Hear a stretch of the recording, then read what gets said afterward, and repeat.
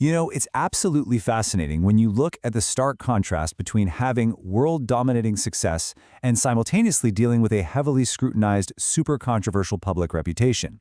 Today, we're diving into the life of one of the highest-paid supermodels on the planet. I mean, her face is on towering billboards all over the globe. She walks the runways for the most exclusive brands in existence, and she's reached a level of wealth and fame that most people can't even fathom. But despite all of that staggering achievement, a huge chunk of the public vehemently feels she just doesn't deserve the respect she commands. So why is that? To actually understand this massive backlash, we need to look way past the glitz of the runway and examine the evidence. And that brings us to the big, burning question we're unpacking today. Is Kendall Jenner simply a misunderstood introvert who's just trying to survive an incredibly harsh spotlight? Or has a lifetime of extreme, boundless wealth completely disconnected her from reality? We're going to carefully break down the candid moments, the established patterns of behavior, and her very own words to see what's really going on. Are her chaotic moments just a misunderstood personality? Or has absolute privilege completely warped her worldview into something totally alien to the rest of us? Section 1. The Mean Girl Moments.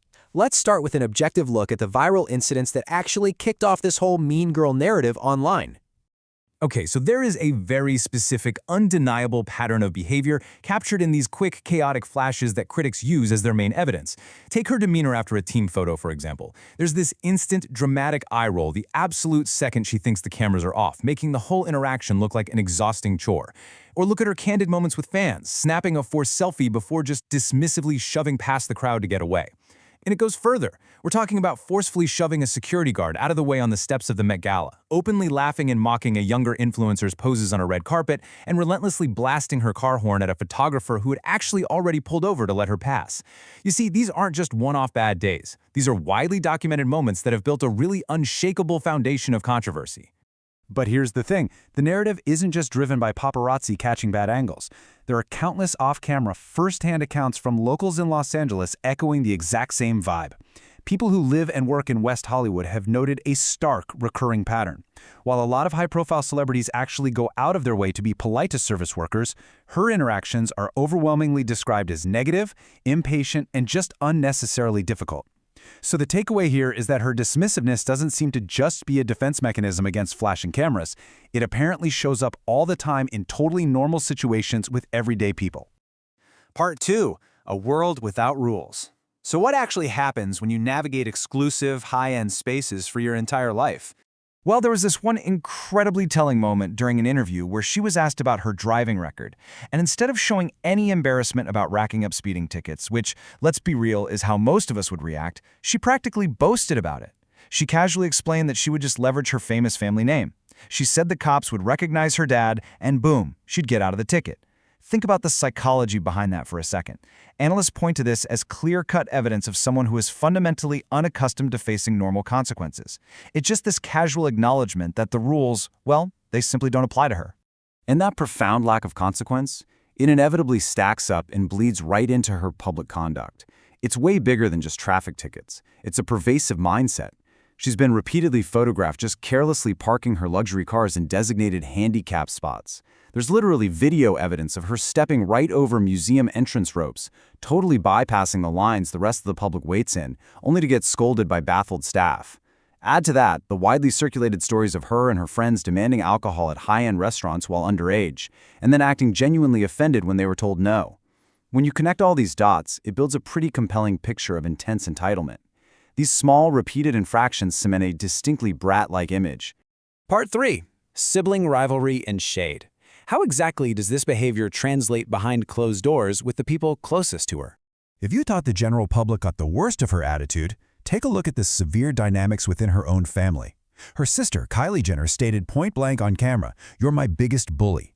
Now that goes way beyond normal playful sibling banter. It highlights a deeply abrasive dynamic.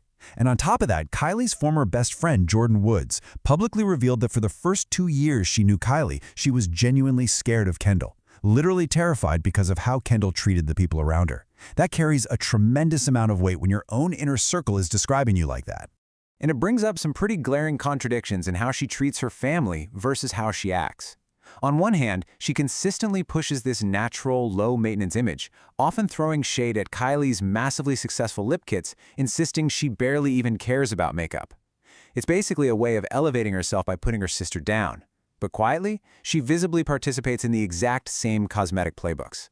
It's a staggering hypocrisy, mocking her sister's hard-earned beauty empire to sound superior, while secretly relying on the very same cosmetic enhancements. Part 4. The nepotism debate. All right, this brings us to arguably the most highly contested aspect of her entire life. 14. That is the exact age she started her professional modeling career. But we really have to look at the massive power disparity here. She wasn't just magically scouted while walking through a mall. She handed her mom, who happens to be a massively influential Hollywood manager, a small portfolio of amateur photos. Her mom then made a few strategic, incredibly powerful phone calls to industry titans. Almost instantly, a 14-year-old books a massive international campaign. The starting line wasn't just moved up for her, she was dropped directly at the finish line of the hardest part of the industry. $40 million, that was her peak yearly earnings. Within just a few short years of those strategic phone calls, she rapidly bypassed thousands upon thousands of hardworking models who literally spend their entire lives trying to book just one major show. She bypassed all of them to become the absolute highest-paid supermodel in the world. The sheer astronomical scale of this success is staggering, and it was undeniably built on a foundation of unprecedented access. But right here is where the intense friction with the public happens. Kendall fiercely defends herself as a self-made, hardworking newcomer. She adamantly claims she fought for her jobs, went to every casting, and ran all over New York to prove her worth. But that carefully crafted narrative spectacularly clashes with reality. Her own mother stood on stage at a highly publicized award show and openly thanked a famous photographer for pulling the strings to make Kendall's career happen. It's this striking visual clash, a desperate desire to be seen as a struggling artist who earned her stripes versus the undeniable reality of a mother openly acknowledging she leveraged her vast network to make it happen overnight. Part 5. Success before struggle. So what does this massive influx of unearned privilege actually do to a person's psyche? Well, it leads to one of the most baffling, out-of-touch contradictions you'll ever hear. Here is someone dominating the absolute peak of the global modeling world, a spot others literally starve for, and she openly admits she doesn't even really want it.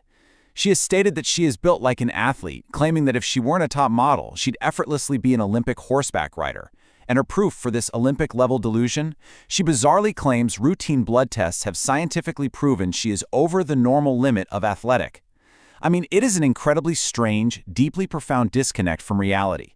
To sit at the top of one brutal industry and casually assume you'd naturally conquer another just because of your blood, that is a mind that has literally never encountered a closed door. And that brings us to the core thesis of this whole explainer: success before struggle. This happens when doors open before you even have to knock, when you completely bypass the grueling years of rejection, failure, and relentless effort that define almost every other professional's journey. Something fundamental shifts in your brain. It becomes incredibly easy to forget what a room is actually worth. And why does this matter to us? Because it's not just cheap celebrity gossip. It's a fascinating look at the empathy gap. Experiencing immense success without that preceding, character-building struggle can fundamentally alter someone's grip on reality and their basic sense of gratitude.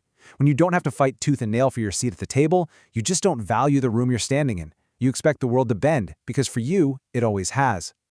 So we land right back where we started, but now armed with all this context. Looking at the established patterns, the candid quotes, the severe family dynamics, and the undeniable, overwhelming privilege. What's your takeaway? Is she really just a misunderstood introvert, unfairly scrutinized by a world that just doesn't get her? Or is her impatient, dismissive behavior the completely inevitable byproduct of ultimate privilege? Is this just exactly who she has always been? It's a deeply fascinating debate about character versus environment, and how our struggles, or lack thereof, truly define who we become. I hope this explainer gave you a totally new way to look at the psychology behind the headlines. Until next time, keep questioning what you see.